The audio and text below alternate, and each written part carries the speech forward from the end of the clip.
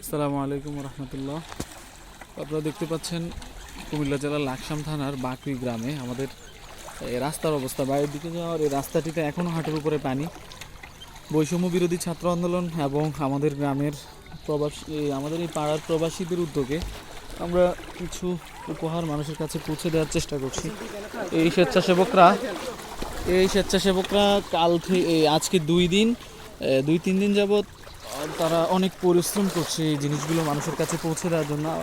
একটা বিষয় হচ্ছে, আমরা কাউকেই দেওয়ার সময় কারো ছবি নিচ্ছি না, চেষ্টা করছি মানুষকে সুন্দরভাবে, মানুষ যাতে কোনো দ্বিধা ছাড়া এই জিনিসগুলো রিসিভ করতে পারে এবং ঘরে ঘরে পৌঁছে দেওয়ার কাজটি করছে লাকসাম থানার বাকুই গ্রামের এই পূর্বপাড়ার এই কিছু তরুণ যুবকেরা।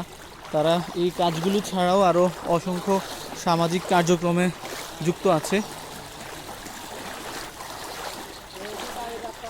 তাদের যে একটি সংগঠন আছে, সেই সংগঠনের উদ্যোগে তারা বিভিন্ন সামাজিক কার্যক্রম করে যাচ্ছে এবং ভবিষ্যতেও এই তরুণরাই আমাদের এই সমাজ, দেশ সংস্কার করবে।